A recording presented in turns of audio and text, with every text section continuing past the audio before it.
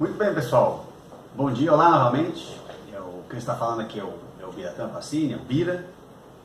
E bem-vindos novamente ao Mundo Ensofovo. Lembre-se, energia solar fotovoltaica. Falei para não esquecer, né? Senão você vai virar seguidor de tendência. O negócio é você fazer a tendência. Se você está aqui, e eu respeito muito isso, quer dizer que você talvez tenha se encaixado naquele perfil do vídeo anterior, que eu falei que seriam as pessoas que talvez pudessem tirar a maior vantagem sobre o sistema Ensofovo. E eu vou repetir então as 4 situações, tá? Primeira é que você mora numa casa, e a casa tem que ser própria. Segunda situação, se você está puto com a concessionária, a grana que você está gastando lá é mais do que você acha que deveria gastar, né? Então é a segunda. A terceira, se você gasta mais de 200, 250 reais em energia elétrica, menos que isso talvez não valha a pena, tá? E a quarta situação é se você tem uma grana guardada, ela está investida naquelas ultra mega aplicações que o teu gerente indica, né? Pagando lá uma merreca, ou, como tu falei, pior ainda, se você tiver na poupança ou aqueles títulos de crédito. Então, muito bem. Se você atende essas 4 situações, eu falei de algumas vantagens no vídeo anterior, se você participar desse novo mundo da Ensofovo e colocar um solar em cima do teu telhado. Então eu vou detalhar um pouco mais algumas delas. Hoje eu vou falar especificamente sobre a inflação energética, que eu acho que é uma das principais vantagens que você adquire quando você entra nesse mundo do solar, tá? Então, vou tentar fazer isso o mais rápido possível, porque, como eu disse no vídeo anterior, eu respeito muito o tempo das pessoas e sei que hoje o tempo é escasso, tanto o teu quanto o meu, tá? Então, vamos falar um pouco sobre a inflação energética. O que é inflação energética? Em resumo, inflação energética, né, é nada mais nada menos do que o aumento da tua tarifa de energia elétrica com o passar do tempo. Diferente do conceito, nós temos que entender os impactos do que essa inflação causa no nosso dia a dia, principalmente no nosso bolso. Muito bem. A inflação energética, historicamente no Brasil, nos últimos 10 anos, ficou em torno de 10% ao ano, ok? E isso quer dizer que essa correção energética, ela ficou acima dos índices normais de cálculo de inflação utilizados no Brasil. Por exemplo, o IPCA. O IPCA no Brasil ficou abaixo desse valor aqui. O IPCA é o índice de preços ao consumidor amplo. O valor, a correção feita através da energia elétrica foi superior nos últimos 10 anos, que é aproximadamente 10% ao ano. É claro que eu já falei para vocês, isso varia, é uma média de 10%, e nós temos casos em que agora então em outubro parece que vai haver um aumento bem grande. A crise hídrica está se alastrando, nossos reservatórios vários estão entrando aí no volume que eles chamam de morto.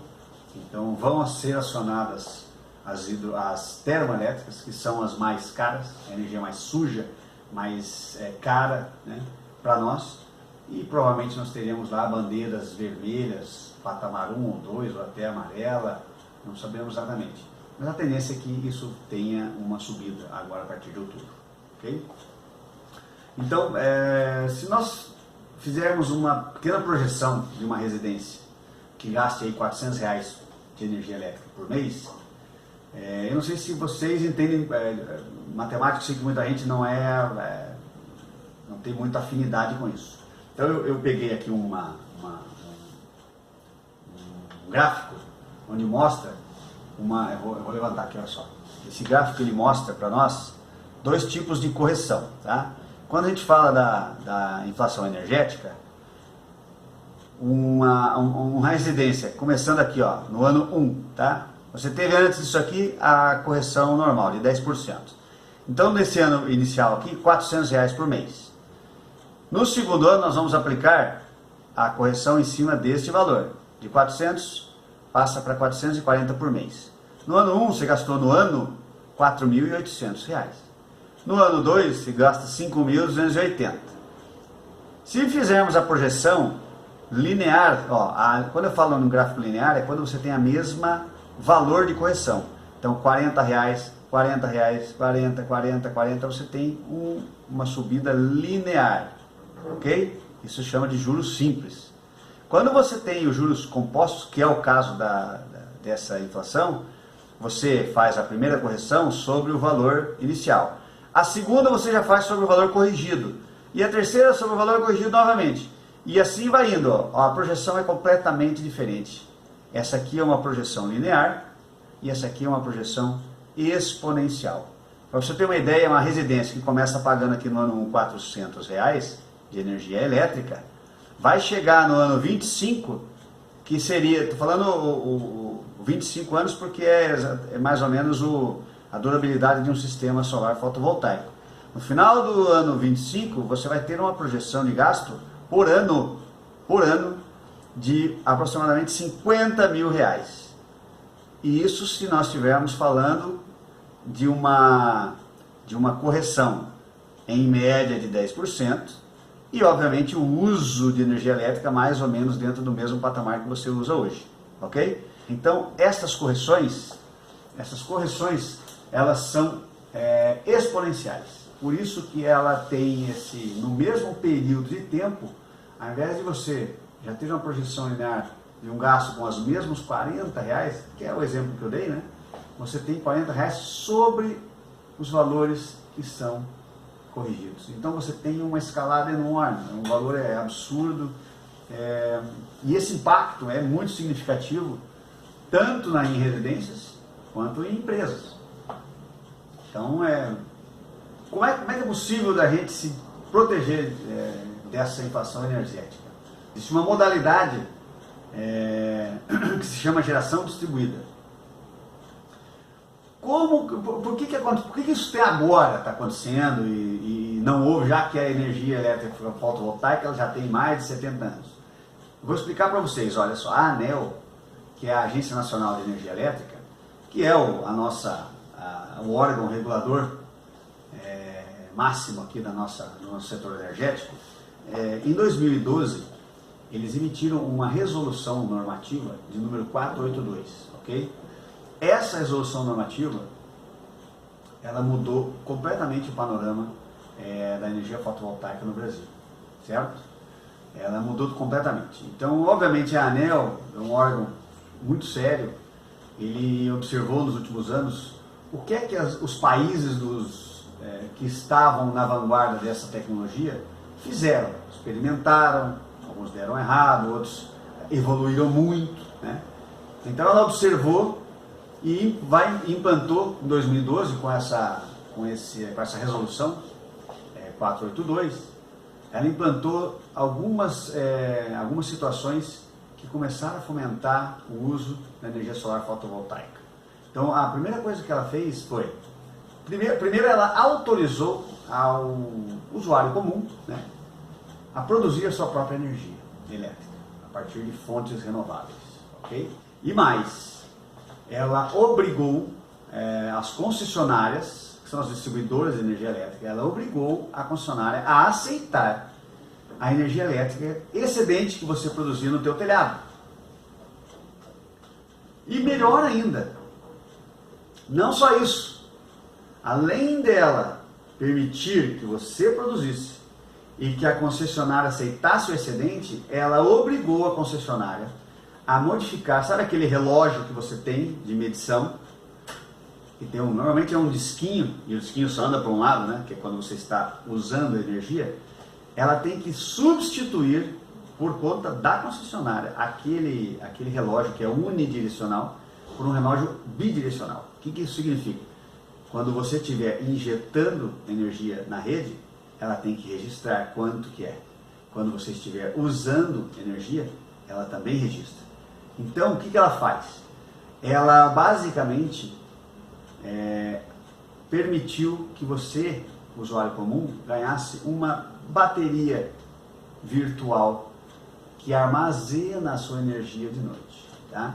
Então ela obrigou a concessionária a medir, registrar, calcular, cobrar só a diferença no final de um período daquele que tem a energia elétrica sendo produzida por um solar no telhado. Então, a concessionária funciona como se fosse uma bateria. Presta atenção. A concessionária não vai instalar uma bateria na sua casa. Então, são 3 opções. Ou você usa, armazena ou perde. Então, a energia elétrica é instantânea. Então, não tem muito o que fazer.